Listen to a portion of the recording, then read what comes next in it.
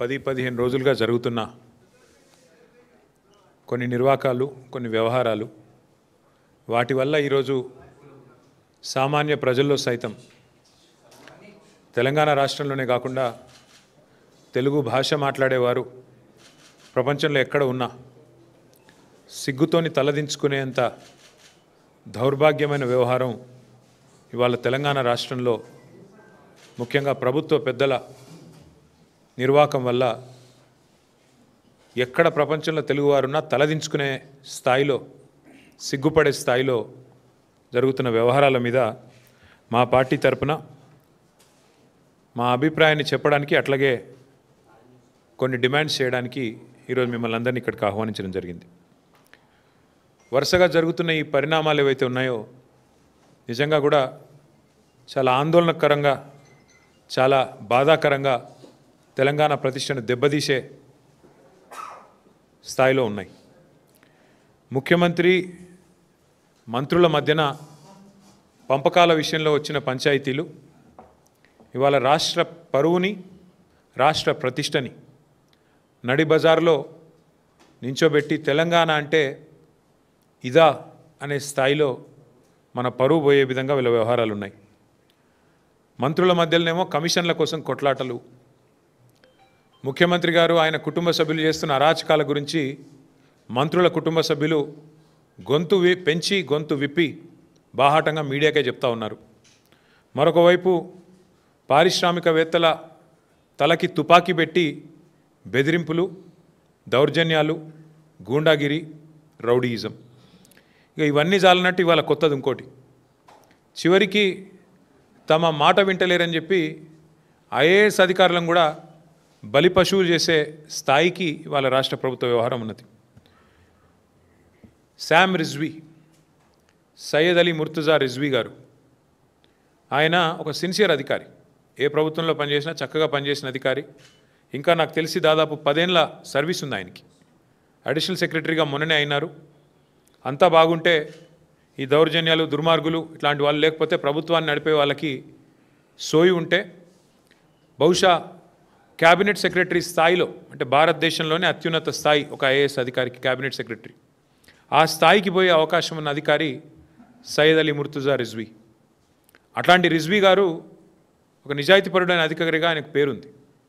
అట్లాంటి రిజ్వీ గారు కూడా ఈరోజు దాదాపు 10 ఏళ్ల సర్వీస్ ఉండగానే వాలంటరీ రిటైర్మెంట్ తీసుకునే స్థాయికి వచ్చింది.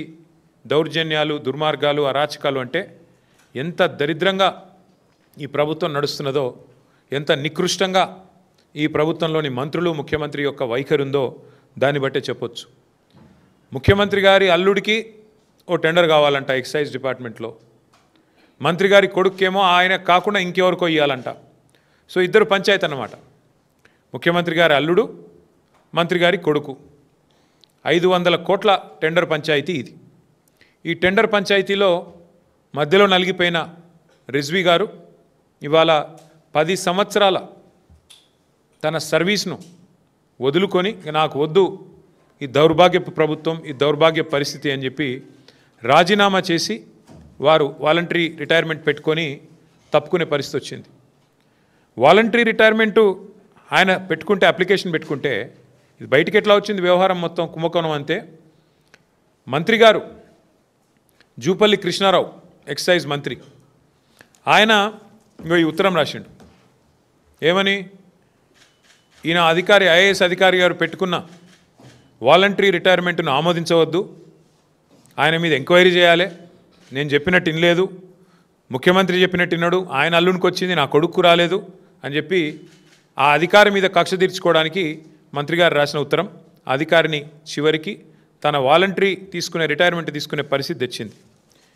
తప్పుడు పనులు చేయమని అధికారులను ఈ రకంగా వాళ్ళని అవమానిస్తూ చివరికి వాళ్ళు విలువైన ఐఏఎస్ అంటే, ఐపీఎస్ అంటే ఈ భారతదేశంలో అత్యున్నత స్థాయిలో ప్రభుత్వంలో ఉండే కొలువులు, మరి వారిని కూడా ఈ రకంగా వేధించి మంచి అధికారులను కూడా పారిపోయేటట్టు చేసే ఒక అరాచకపు దండుపాలెం ముఠా అని మొన్న హరీష్ రావు గారు అంటే దాని మీద ఒకరిద్దరు మంత్రులు మాట్లాడినారు. ఎస్, ముమ్మాటికి ఇది దండుపాలెం ముఠానే ఈ రాష్ట్రాన్ని నడుపుతున్నది. దండుపాలెం ముఠానే, దానికి నాయకుడు రేవంత్ రెడ్డి.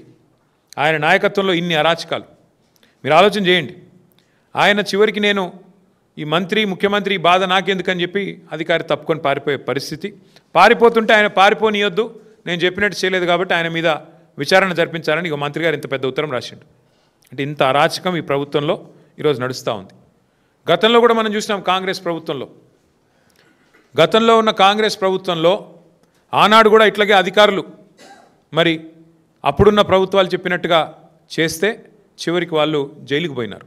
ఇప్పుడు కూడా నేను చెప్తా ఉన్నా, ఈరోజు అధికారంలో కాంగ్రెస్ ఉన్నది. ఈరోజు అధికారంలో ఉన్న కాంగ్రెస్ పార్టీ ఇష్టం వచ్చినట్టు ఏదైతే వ్యవహారాలు చేస్తున్నదో నేను అధికారులకు అపీల్ చేస్తూ ఉన్నా, అధికారులకు విజ్ఞప్తి చేస్తూ ఉన్నా. ఇవాళ రిజ్వీ గారు చివరికి వాలంటరీ రిటైర్మెంట్ తీసుకునే పరిస్థితి వచ్చింది. మీరు రేవంత్ రెడ్డో లేకపోతే ఇంకో మంత్రో వాళ్ళు చేసే అరాచకాలకు వత్తాసు పలికితే, వాళ్ళు చేసే అన్యాయాలకు మీరు అండగా నిలిస్తే తప్పకుండా మీకు కూడా శిక్ష తప్పదు, దయచేసి జాగ్రత్తగా ఉండండి అని చెప్పి అధికారులకు కూడా నేను విజ్ఞప్తి చేస్తూ ఉన్నా. అట్లాగే మేము ఇంకో మాట కూడా నేను చెప్తా ఉన్నా, వాళ్ళ అధికారులు కూడా భయపడుతున్నారు. వీళ్ళు చేసే అరాచకాల్లో ఈ పాపాలల్లో మాకు భాగస్వామ్యం వద్దు, మేము ఉండము అని చెప్పి దండం పెట్టిపోయే పరిస్థితి అధికారులకు కూడా వచ్చింది.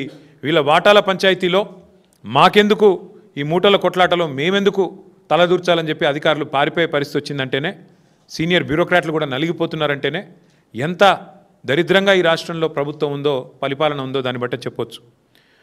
అవినీతి విలయతాండవం చేస్తూ ఉంది వాళ్ళ రాష్ట్రంలో. అక్రమాల్లో వీళ్ళ అక్రమాలు కింది నుంచి పైదాకా, గ్రామ స్థాయి నుంచి సెక్రటేరియట్ స్థాయి దాకా జరుగుతున్న అరాచకాలు ఒకటి కాదు, రెండు కాదు.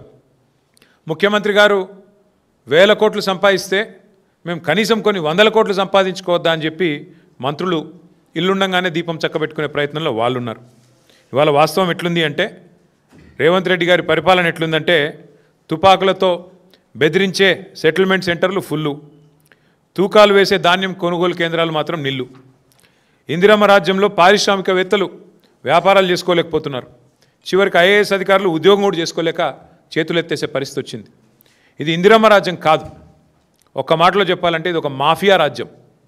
వీళ్ళు నడుపుతున్నది సర్కార్ కాదు, సర్కసు. ఇక్కడ నడుస్తున్నది ఒక మాఫియా రాజ్యం. 4 పాదాలతో అరాచకత్వం, అవినీతి విశృంఖలంగా విజృంభిస్తున్న పరిస్థితి ఇవాళ రాష్ట్రంలో ఉన్నది. ఎంత విచిత్రం అంటే, ఓపెన్గా చెప్తుంది మంత్రి గారి కుమార్తె, ఎవరో ఆషామాషి వ్యక్తి కాదు, మంత్రి గారి కుమార్తె స్వయంగా.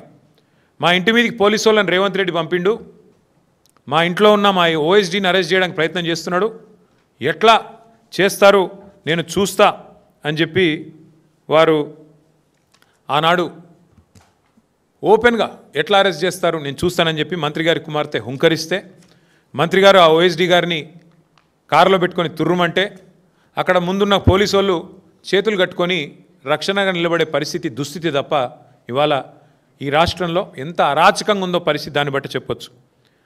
2-3 రోజులు తిట్టుకున్నారు ఒకరినొకరు, తిట్టుకొని మళ్ళీ సిగ్గు లేకుండా వాళ్ళకి వీళ్ళు షాలు కప్పుకొని, వీళ్ళకి వాళ్ళ షాలు కప్పుకొని, చేతులు కలుపుకొని, ఇద్దరు కలిసి ఏదో మిఠాయిలు పంచుకొని, ఇద్దరు కలిసి ఏదో ఒలింపిక్స్లో పతాకం గెలిచినట్టు మళ్ళీ ఒకరికొకరు జబ్బలు ధరుచుకొని బాగుందని చక్కగా ఫోటోలు దిగి ఇంటికి పోయినారు. ఏం ఉద్ధరించారని ముఖ్యమంత్రి గారికి శాలువా కప్పి సన్మానం చేస్తున్నారు పిసిసి ప్రెసిడెంట్ గారు. కొండా సురేఖ గారిని తీసుకెళ్ళి చేతుల్లో చేతులు కలిపి మిఠాయిలు తినిపించి ఏం పొడిచారు మీ ఇద్దరు కలిసి? ఏ కారణం చేత ఇవాళ మీ సెటిల్మెంట్లకు దానికి అందమైన కలర్ పూసి అంతా సమస్యపోయింది, టీ కప్లో తుఫాన్ అని చెప్పి ఏం చేస్తున్నారు మీరు అసలు ఈ రాష్ట్రాన్ని? మీరు 4 సెట్టింగ్ చేసుకోవడానికి, సెటిల్మెంట్లు చేసుకోవడానికి అది ముఖ్యమంత్రి ఇల్లా లేకపోతే సెటిల్మెంట్లు అడ్డానా? నాకు అర్థం కాదు. జూబ్లీ హిల్స్ కొంప ఇదేదో ఇంటి పంచాయతా, కేవలం ఇంటోళ్ళ పంచాయతా, లేకపోతే కూర్చొని మాట్లాడుకొని శాలువాలు కప్పుకొని స్వీట్లు తినిపించుకోనికే?